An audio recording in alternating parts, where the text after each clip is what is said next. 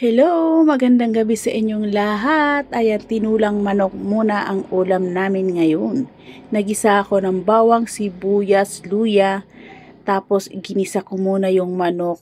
Yung aabot talaga siya ng 20 minutes kasi mas maganda umabot ng 20 minutes para lumabas yung kanyang mantika sa kanyang laman-laman dyan. So, mas gusto ko yung gisang-gisa yung manok. Ayan. So, pagkatapos natin gisa dyan guys, hayaan muna natin na kahit mga 20 minutes siya na nagisa ng mabuti. Ayan.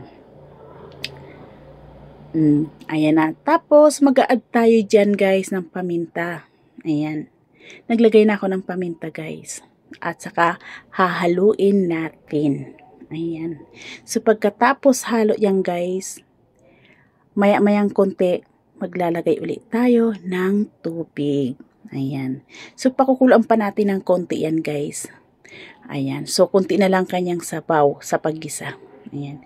So, yung nakikita ninyo na tinabingi ko yung aking kawali ay meron na po siyang mantika. Ayan.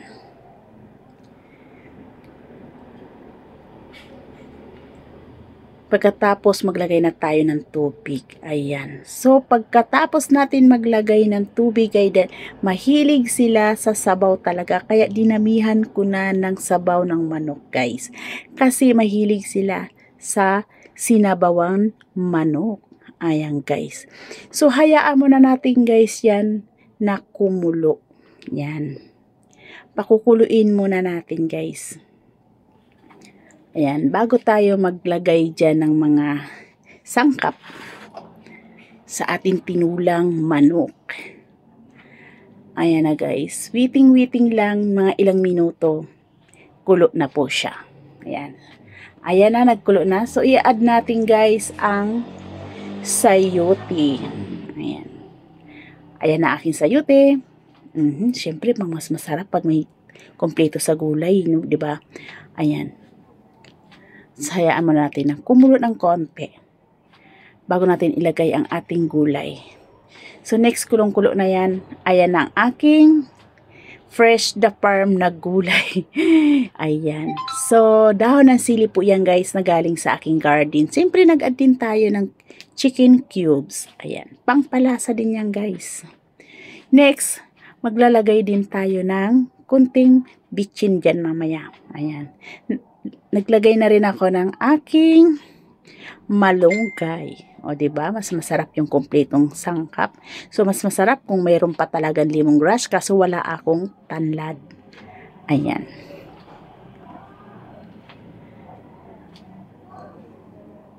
Ayan, guys.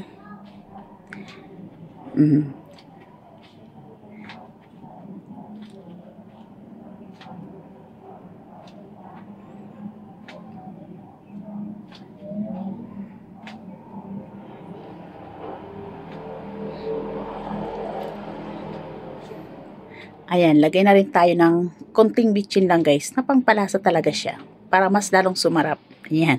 So, mag-add tayo ng siling green na haba. Ayan. So, lulutuin lang natin ng konti lang. Tapos, lalagyan natin ng patis guys. Ayan. Patis lang siya guys. Ayan. Please support po my YouTube channel. Please subscribe, mag-like at mag-iwan ng message sa aking video para